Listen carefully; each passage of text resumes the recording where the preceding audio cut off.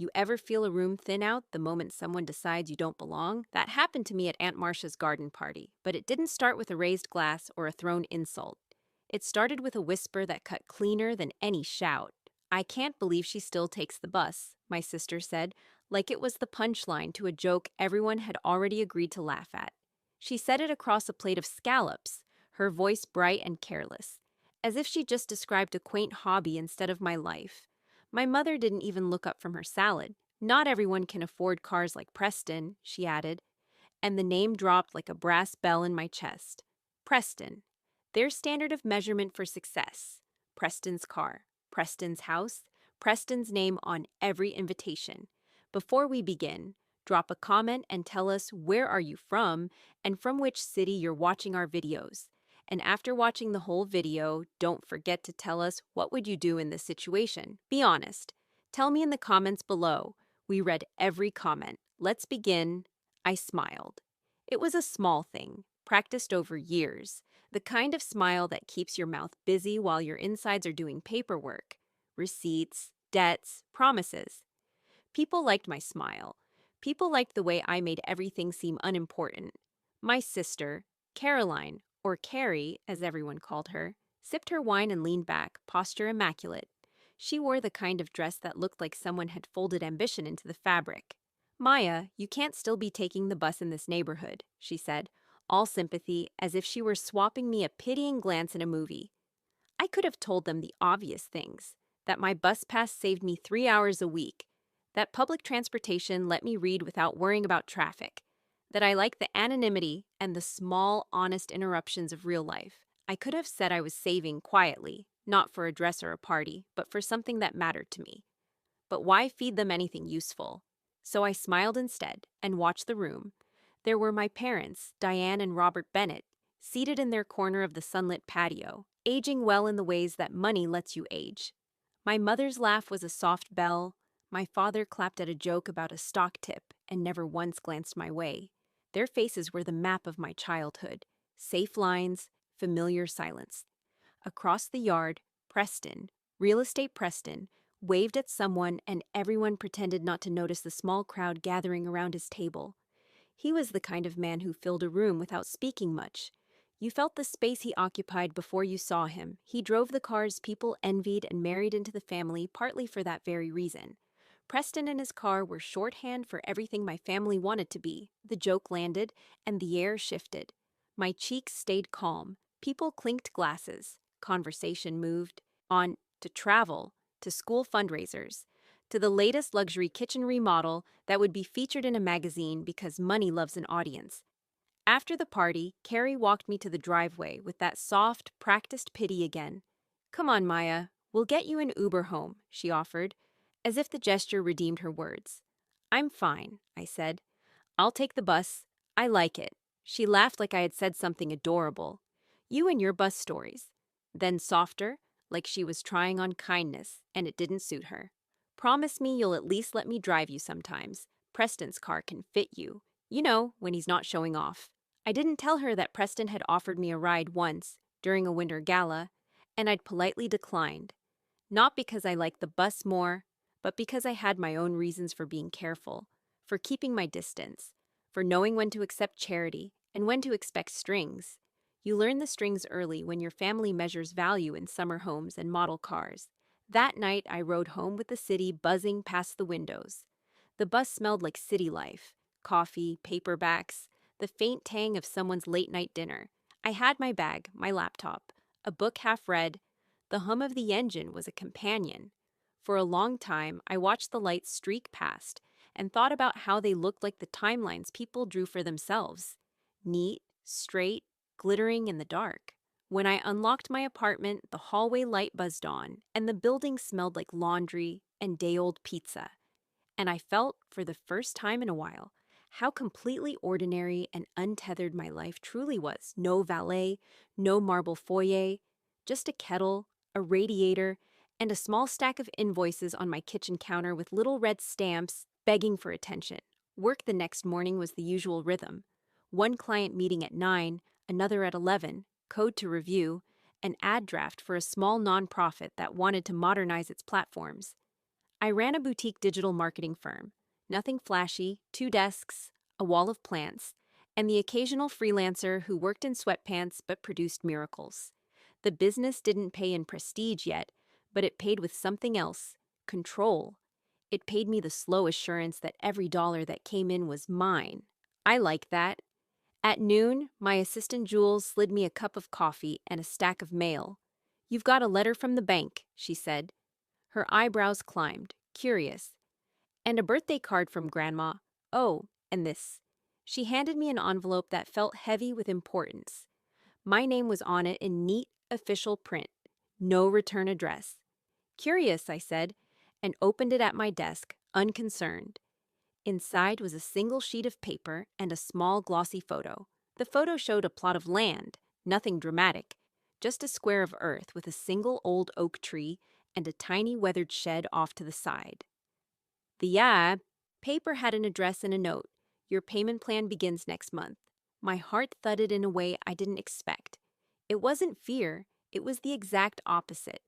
A focused, clean sort of excitement, like when you see a scoreboard and the numbers are in your favor. I read the small print. A small mortgage had been approved in my name, a modest loan with a monthly payment I could handle.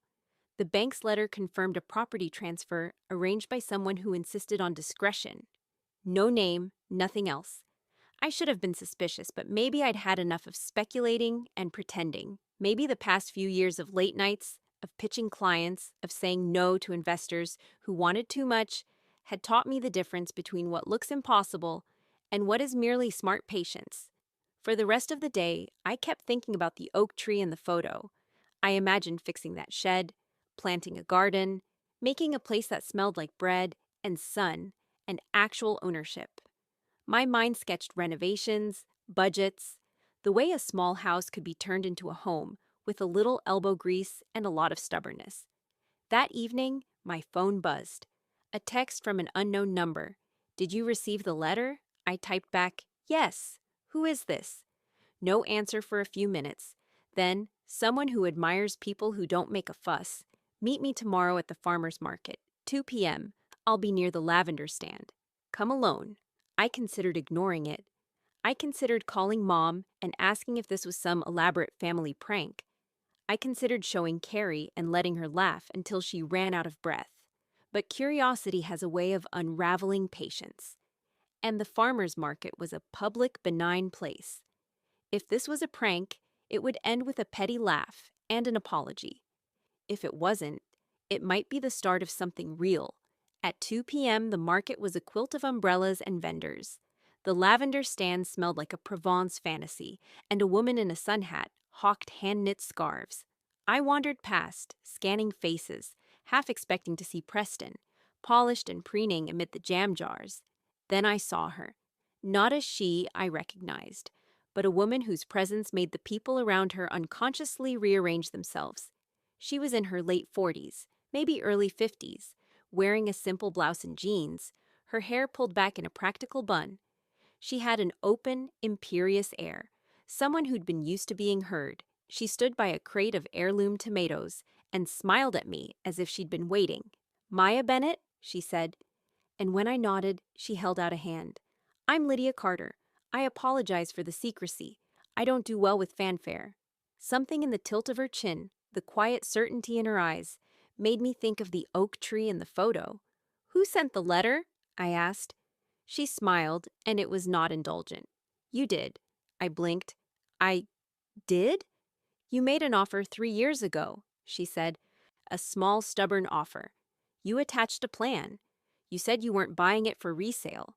You wanted a place to make things, a place to breathe. The land's owner agreed to wait. When the time came, I helped close the loop." It was a lot to process. Her words were precise and kind and impossible to call coincidence. I thought of my smile at the party, how easy it had been to hide the truth. I thought of the bus, the invoices, the late nights, and under all of it, something was shifting. Not just the possibility of a house, but the idea that my life might tilt toward what I wanted, not what others expected. "Why?" I asked, oddly defensive. "Why help me?" "Because I've seen people confuse noise with success," Lydia said. Because I like the ones who keep working when no one's applauding. Because Preston doesn't need another friend who buys his car, he already has them. You need a chance. She handed me a folded piece of paper, a small map, and a key. My hands shook when I took it, not from fear, but from the sudden, torrential possibility of finally moving. Do you want to see it? Lydia asked. And for the first time since the party, I didn't smile to cover anything. I let my face show what it felt, a raw, bright hope. Yes, I said. She nodded. Good. Tomorrow morning. Bring gloves. As I walked away from the market, the city hummed the same as always. Car horns, distant sirens, the clack of a skateboard on a curb, but something in the air felt different, like a page turned. My phone buzzed again, a simple message from an unknown number. Don't tell them yet. I laughed. It was a private, unshared sound, small and delighted. And beneath the laugh, steady and true, a plan began to form.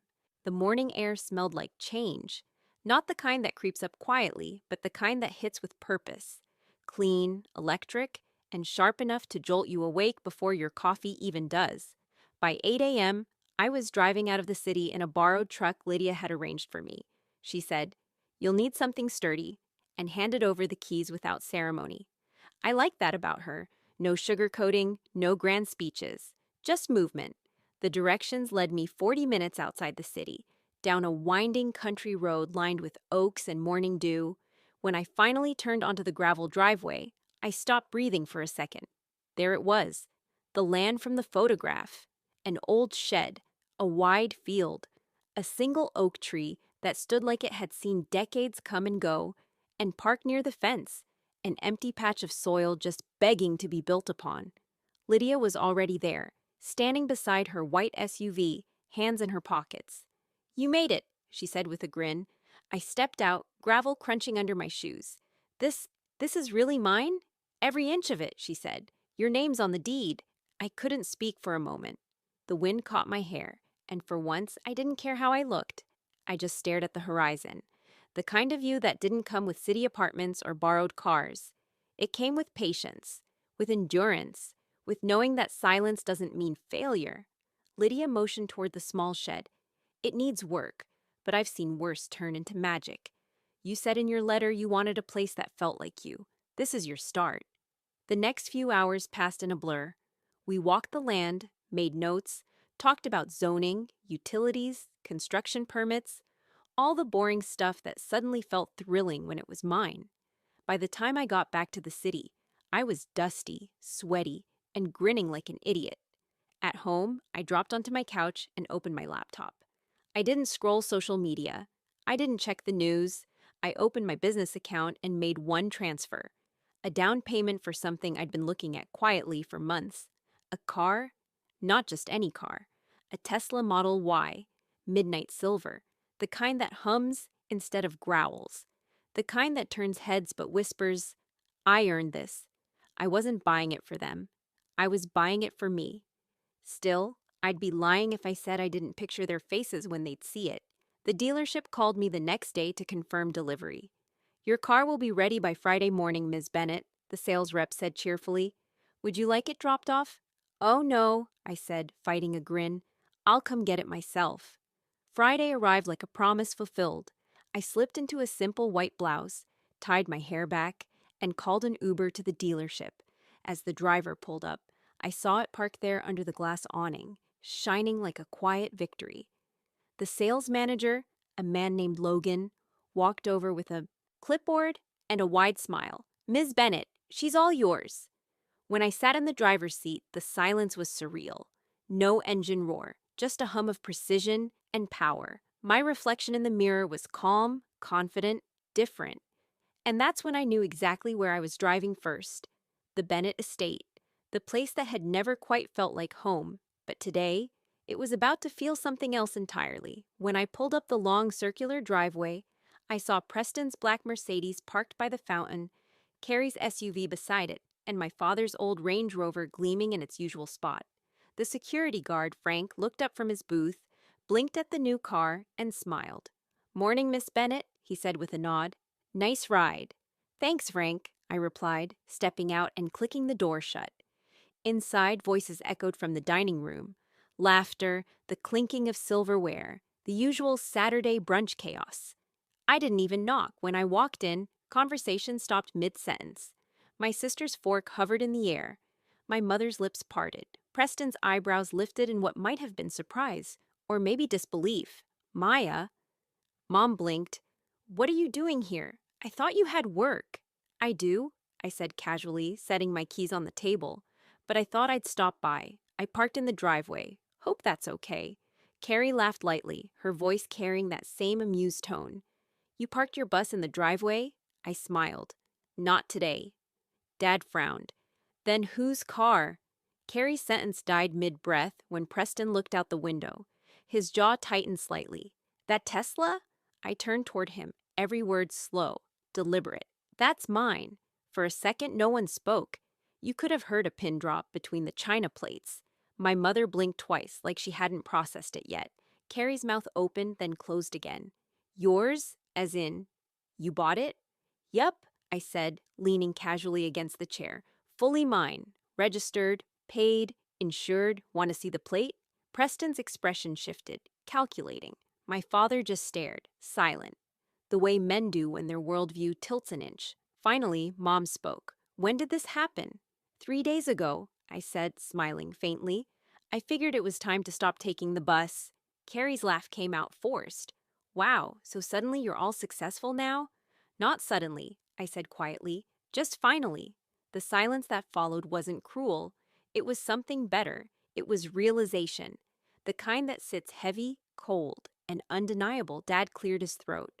Well, congratulations. It sounded foreign coming from him. Thanks, I said. But honestly, it's not about the car. Preston tilted his head. Then what is it about? I met his gaze. About driving my own road. Finally. I picked up my keys and walked. Back out to the Tesla. The sunlight hit the chrome letters on the back. Maya B. etched cleanly into the plate.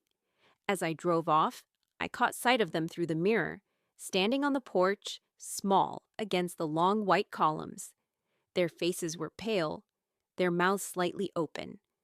For once, I didn't smile to hide anything. I smiled because I'd won. Quietly, cleanly, without ever needing to explain how. And this time, I wasn't taking the bus home. For days after that morning, the silence from my family was almost musical. No calls, no texts, just the sound of distance, the kind that finally feels peaceful. But peace doesn't last long when pride is on the line. 3 days later, as I sat in my new office, the one I'd been saving for, the one with floor-to-ceiling windows and a skyline view, my phone lit up. It was Carrie. I debated answering. Then curiosity won. Maya, she said, voice honey-sweet but trembling underneath. Hey, I just wanted to say congratulations. About the car. It's beautiful. Thanks, I said simply. I didn't know your company was doing that well, she continued. Preston said maybe we could, collaborate sometime. He's looking to expand his real estate portfolio online. You're in digital marketing, right? There it was. Not an apology, but an opportunity disguised as kindness. Sure, I said. Tell him to send an email. My assistant will set something up. A pause. You have an assistant now? 2, I replied with a calm smile she couldn't see. And a new office downtown. You should stop by sometime. The silence on the other end stretched long enough to taste. Then she muttered something about lunch plans and hung up. I leaned back in my chair, watching the reflection of my Tesla gleam in the building's glass. This wasn't revenge through shouting or proving. This was revenge through thriving and letting them witness it. Later that week, I got an invitation in the mail. Fancy paper, gold trim, written like it was from royalty. Preston Realty and Family Appreciation Brunch, hosted by Preston and Caroline Hale. I laughed out loud. The irony was delicious. I went. I arrived not as the forgotten sibling, but as the woman who had something to show. My car rolled up to the valet circle, and the attendants straightened like soldiers when they saw the sleek design.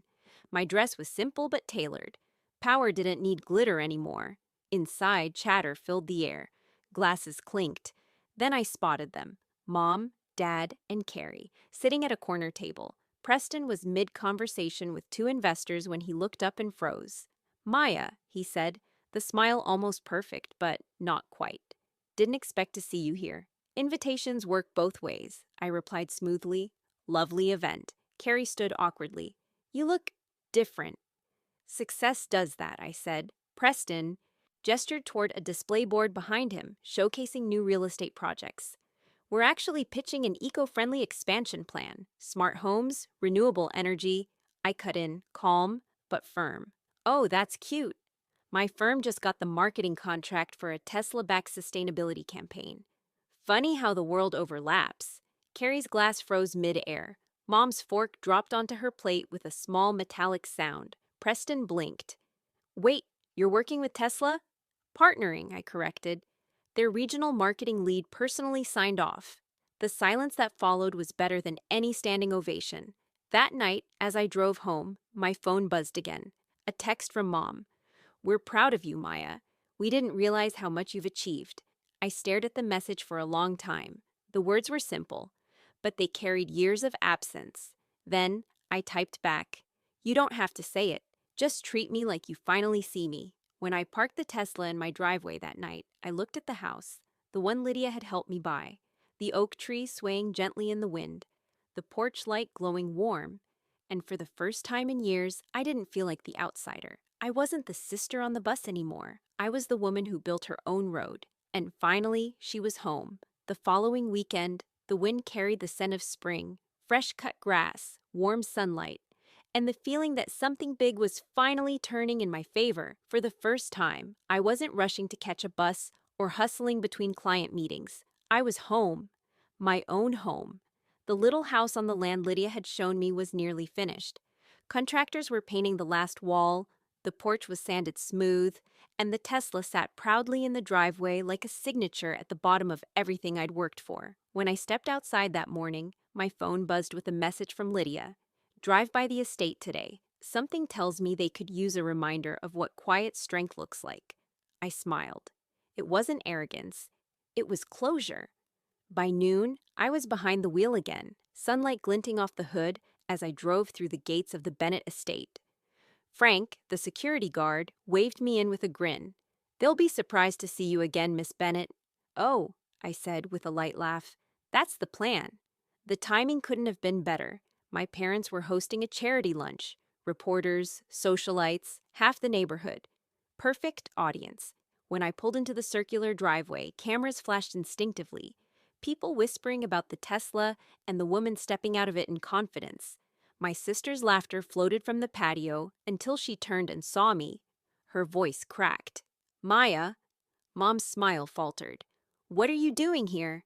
Just supporting the family event, I said, walking up the steps. You always said appearances matter. Preston tried to recover, smiling tightly. You certainly made one. Thanks, I said, flashing the key fob in my hand. Tesla tends to have that effect. Whispers followed. People asked questions. Curious, impressed. Mom tried to act composed, but I could see the unease in her eyes. And then the twist came. One of the local reporters, who happened to be one of my firm's new clients, walked straight up to me, beaming. Maya Bennett, we're so glad you're here. The article about your company goes live tomorrow. The woman behind the Tesla campaign. We'd love a quote. Every head turned. Carrie blinked. Wait, you're the Maya from the Tesla feature? Guilty? I said with a grin. It's been a busy month. The reporter laughed. And this car launch collaboration, pure brilliance. Tesla says your strategy doubled engagement in the first week. You must be proud. I looked at my family. I am. Preston's confident posture cracked for just a second. My mother's expression softened into disbelief. Carrie tried to speak, but all that came out was, I didn't know. I know, I said gently. You never asked. The reporter thanked me and walked off. Silence lingered like smoke. Finally, Mom whispered, You really did all this yourself? Every step, I said. And I didn't need a handout, just a chance. For a moment, her eyes glistened. We were hard on you, weren't we? Maybe, I said, smiling faintly. But it taught me how to stand on my own. Dad stood up slowly and said what I never thought I'd hear. I'm proud of you, kiddo. That sentence hit harder than any insult ever could. Carrie came closer, her voice small. I'm sorry for, The bus thing. I chuckled softly. Don't worry, I don't take it anymore. She looked down at the Tesla, then back at me. Clearly. Later, as I drove away, I looked in the rearview mirror. At the estate, the people, the very place that once made me feel small. Now, it looked smaller than ever. The road stretched ahead, open, golden, endless. I turned up the music, the electric hum of the car blending with the rush of wind. And for the first time in my life, I didn't just feel like I was going somewhere. I was there, happy, free, unstoppable. The girl they mocked for taking the bus now owned the road.